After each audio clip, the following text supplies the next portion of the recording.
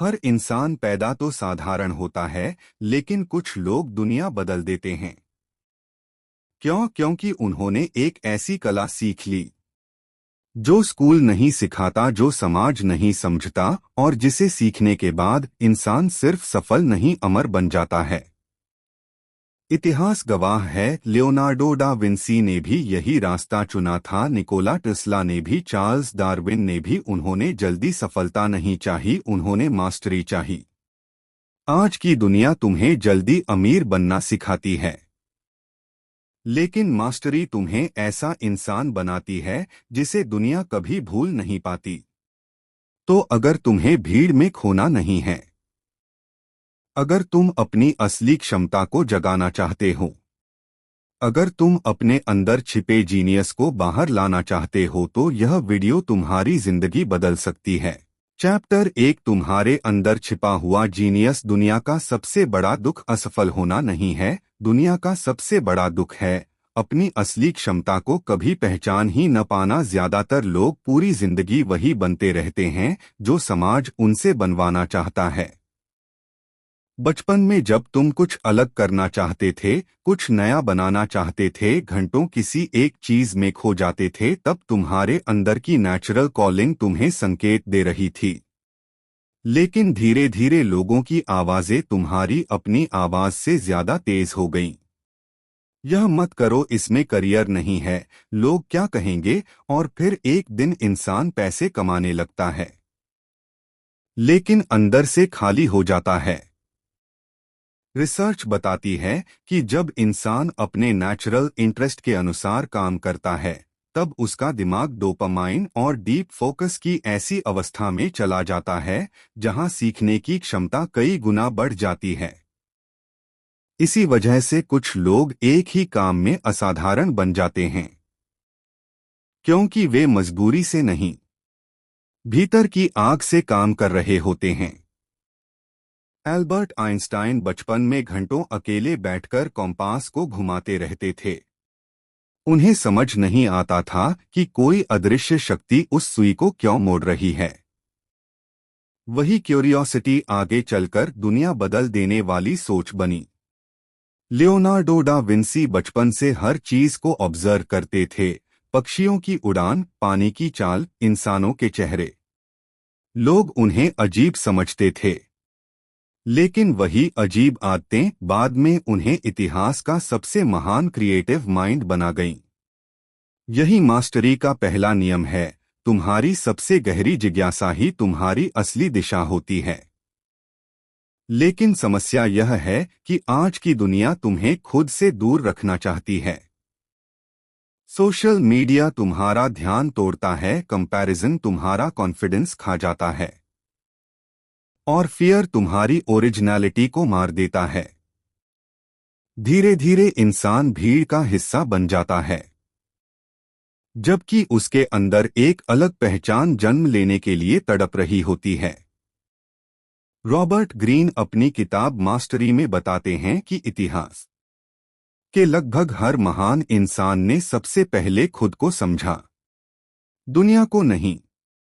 Charles Darwin को traditional medical studies में कोई इंटरेस्ट नहीं था, लेकिन नेचर को ऑब्जर्व करने में उनका मन डूब जाता था। अगर डार्विन समाज के दबाव में डॉक्टर बन जाते, तो शायद एवोल्यूशन की थ्योरी कभी दुनिया तक पहुंचती ही नहीं। यही कारण है कि मास्टरी की शुरुआत स्किल से नहीं, सेल्फ डिस्कवरी से होती है। जब इंसान पहली बार खुद से पूछता है, मैं सच में किस चीज के लिए बना हूं, तभी उसकी असली यात्रा शुरू होती है। क्योंकि भगवान इंसान को बिना किसी खास क्षमता के नहीं भेजता, लेकिन ज्यादातर लोग उस क्षमता को दुनिया की आवाजों के नीचे दबा देते हैं। और जिस दिन तुमने अपने अंदर की उस आवाज को सुन लिया, उसी दिन तुम्हारे अंदर का साधारण इंसान मरना शुरू हो जाता है और एक मास्टर जन्म लेना शुरू कर देता है। चैप्टर 2, अप्रेंटिसशिप, दर्द भरा सफर जो जीनियस बनाता है। हर इंसान सफलता चाहता है, लेकिन बहुत कम लोग उस दर्द को सहना चाहते हैं जो मास्टरी मांगती है। आज की दुनिया तुम्हें तेजी से अमीर बनने के सपने बेचती है। 30 दिन में सफलता, ओवरनाइट फेम, इंस्टेंट रिजल्ट्स। लेकिन इतिहास गवाह है कि कोई भी महान इंसान शॉर्टकट से महान नहीं बना। हर मास्टर ने अपनी जिंदगी का एक लंबा हिस्सा अंधेरे में बिताया है, जहां कोई तालियां नहीं थीं, कोई पहचान नहीं थी। सिर्फ सीखना था, गलती करना था और खुद को रोज तोड़कर दोबारा बनाना था। इसे ही रॉबर्ट ग्रीन अप्रेंटिसशिप फेज कहते हैं। यह वह दौर होता है जहां इंसान बाहर से छोटा दिखता है, लेकिन अंदर से धीरे धीरे असाधारण बन रहा होता है। रिसर्च बताती है कि जब इंसान किसी स्किल को लगातार डीप प्रैक्टिस के साथ दोहराता है, तब दिमाग में माइलिन नाम की परत मजबूत होने लगती है, जो उस स्किल को तेजी और प्रिसिजन के साथ परफॉर्म करने में मदद करती है। यानी जीनियस पैदा नहीं होते, उनका दिमाग रेपिटेशन और स्ट्रगल से बनाया जाता है। थॉमस एडिसन ने बल्ब बनाने से पहले हजारों फेल्ड एक्सपेरिमेंट्स किए थे। लोग उनका मजाक उड़ाते थे, लेकिन एडिसन ने कहा था, मैं असफल नहीं हुआ। मैंने सिर्फ 1000 तरीके खोजे जो काम नहीं करते। यही अप्रेंटिस माइंडसेट है। हार को इंसल्ट नहीं, इन्फॉर्मेशन समझना। बेंजामिन फ्रैंकलिन जब राइटर बनना चाहते थे, तब उन्होंने महान लेखकों के आर्टिकल्स उठाकर उन्हें शब्द दर शब्द दोबारा लिखना शुरू किया, ताकि वह समझ सकें कि पावरफुल राइटिंग बनती कैसे है। उन्होंने टैलेंट पर भरोसा नहीं किया, उन्होंने ट्रेनिंग पर भरोसा किया। यही कारण है कि मास्टरी का रास्ता ग्लैमरस नहीं होता। वह बोरिंग होता है, रेपिटेटिव होता है, पेनफुल होता है। लेकिन उसी बोर्डम के अंदर ग्रेटनेस छिपी होती है, क्योंकि जब बाकी लोग डिस्ट्रैक्शन में खो रहे होते हैं, तब एक मास्टर चुपचाप खुद को अपग्रेड कर रहा होता है। आज की सबसे बड़ी समस्या यह नहीं है कि लोगों के पास टैलेंट नहीं है। समस्या यह है कि लोगों के पास पेशेंस नहीं है। वे शुरुआत में ही रिजल्ट चाहते हैं। लेकिन प्रकृति का नियम साफ है, पहले जड़ें मजबूत होती हैं, फिर पेड़ ऊंचा उठता है। ब्रूस ली घंटों एक ही पंच को बार बार प्रैक्टिस करते थे। उन्होंने कहा था, मैं उस इंसान से नहीं डरता जिसने 10,000 किक्स एक बार प्रैक्टिस की हो। मैं उससे डरता हूं जिसने एक किक 10,000 बार प्रैक्टिस की हो। यही रेपिटेशन धीरे धीरे स्किल को इंस्टिंक्ट में बदल देती है। और एक समय ऐसा आता है जब इंसान सिर्फ काम नहीं करता, वह उस काम का हिस्सा बन जाता है। इसलिए अगर अभी तुम्हारी जिंदगी में स्ट्रगल है, अगर प्रोग्रेस स्लो है, अगर कोई तुम्हारी मेहनत नहीं देख रहा, तो याद रखो, यही वह फेज है जहां साधारण लोग हार मान लेते हैं और मास्टर्स पैदा होते। Chapter 3 social intelligence. इंसानों को पढ़ने की खतरनाक कला। दुनिया में ज्यादातर लोग स्किल्स की वजह से नहीं हारते, वे हारते हैं क्योंकि उन्हें इंसानों को समझना नहीं आता। कई लोग इंटेलिजेंट होते हैं, टैलेंटेड होते हैं, मेहनती भी होते हैं, लेकिन फिर भी जिंदगी में आगे नहीं बढ़ पाते। क्यों? क्योंकि उन्होंने किताबें पढ़ी, लेकिन इंसानों को पढ़ना नहीं सीखा। मास्टरी सिर्फ अपने काम में महान बनना नहीं है। मास्टरी यह भी है कि तुम लोगों की इमोशंस, इंटेंशंस और हिडन बिहेवियर्स को समझ सको। रिसर्च बताती है कि ह्यूमन ब्रेन हर सेकंड सामने वाले के चेहरे, आवाज और बॉडी लैंग्वेज से हजारों छोटे सिग्नल्स पकड़ता है। लेकिन ज्यादातर लोग इतने डिस्ट्रैक्टेड होते हैं कि वे इन संकेतों को नोटिस ही नहीं कर पाते। यही कारण है कि मास्टर्स सिर्फ शब्द नहीं सुनते, वे एनर्जी पढ़ते हैं।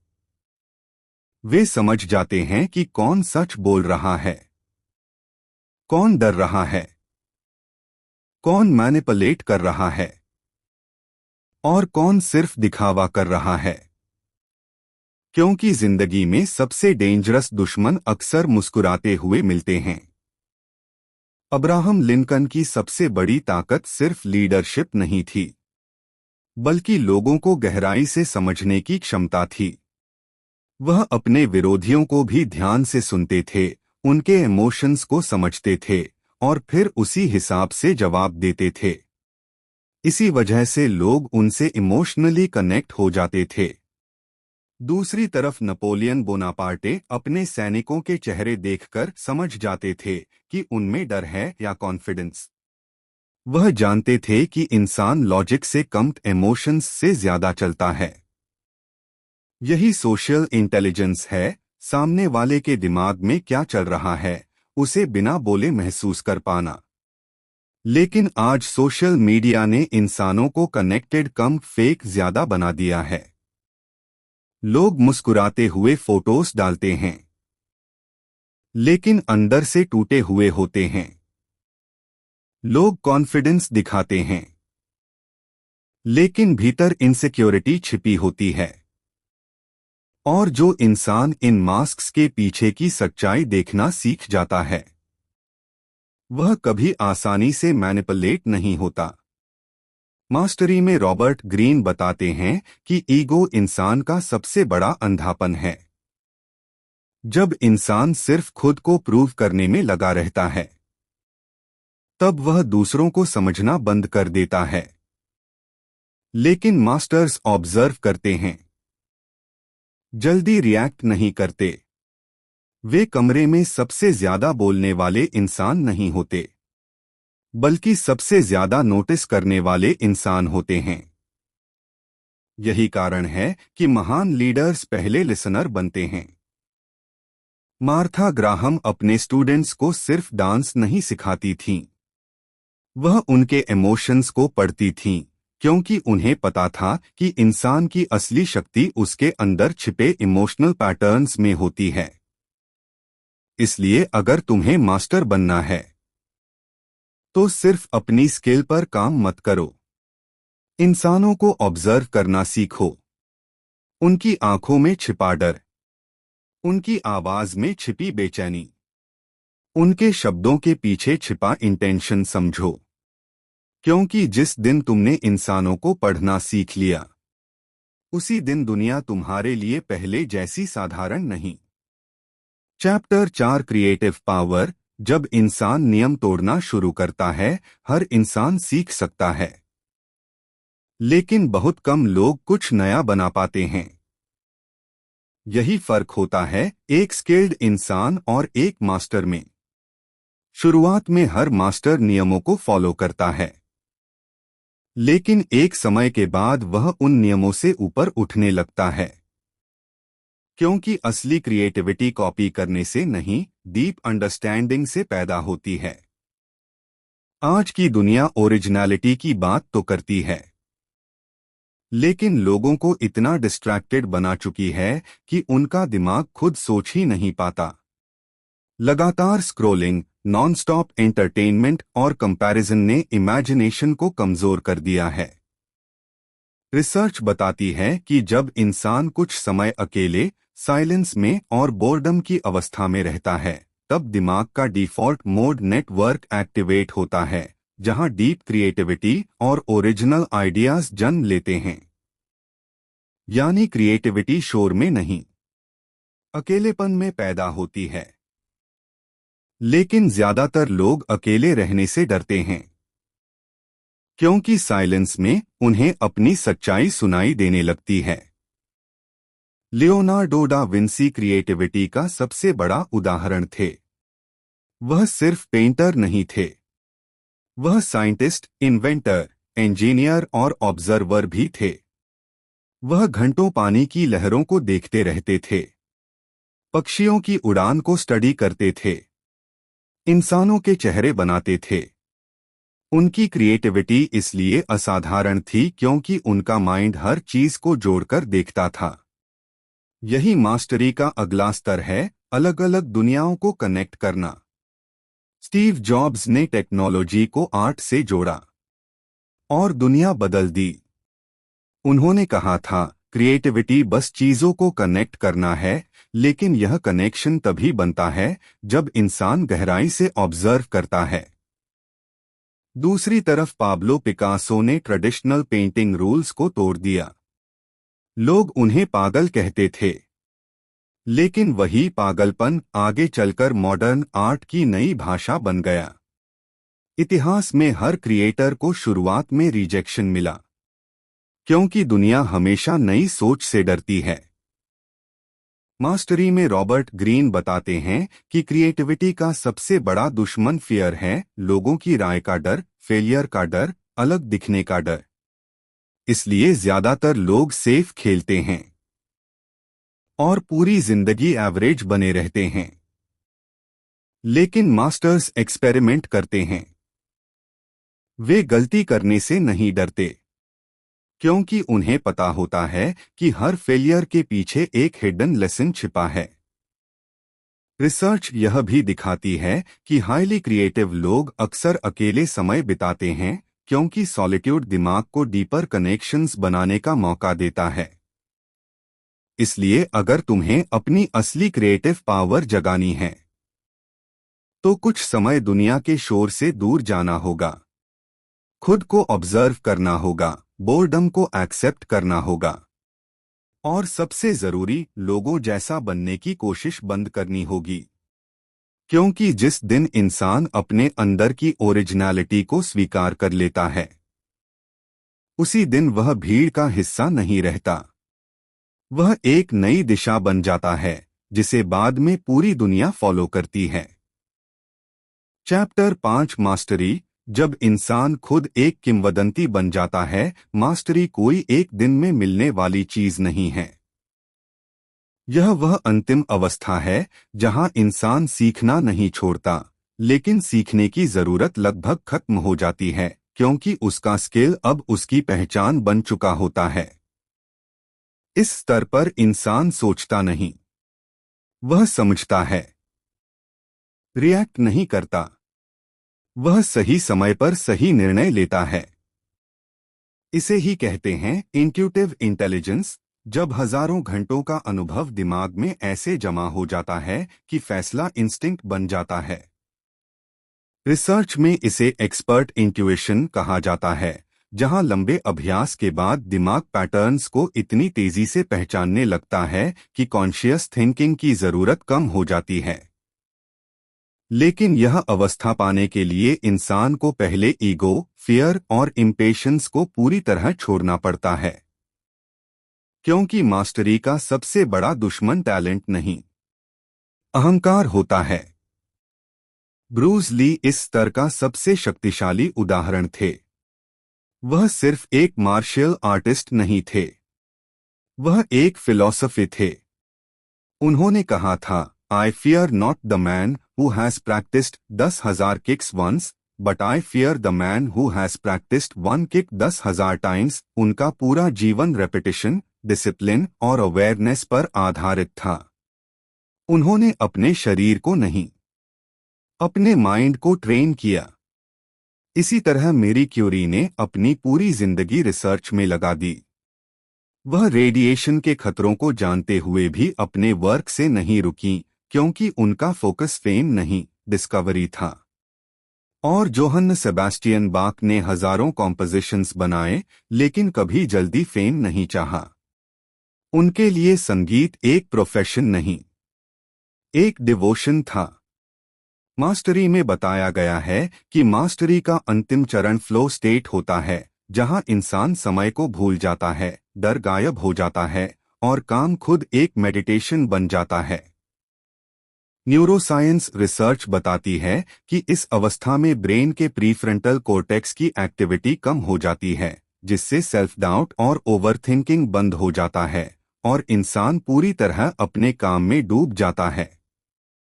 यही वह अवस्था है जहां सबसे बड़ी क्रिएशंस जन्म लेती हैं। लेकिन यह अवस्था केवल उन्हीं लोगों को मिलती है जो सालों तक बिना परिणाम की चिंता किए मेहनत करते हैं। इसलिए मास्टरी का असली मतलब फेमस होना नहीं है। मास्टरी का मतलब है अपने अंदर की पूरी क्षमता को जगाना और उसे इतना रिफाइन करना कि वह खुद एक लेगेसी बन जाए। और जब इंसान इस स्तर पर पहुंच जाता है तो वह दुनिया में सिर्फ एक नाम नहीं रहता, वह एक उदाहरण बन जाता है जो आने वाली पीढ़ियों को रास्ता दिखाता है। मास्टरी का मतलब सबसे आगे निकलना नहीं है, मास्टरी का मतलब है अपने अंदर की सबसे ऊंची संभावना तक पहुंचना।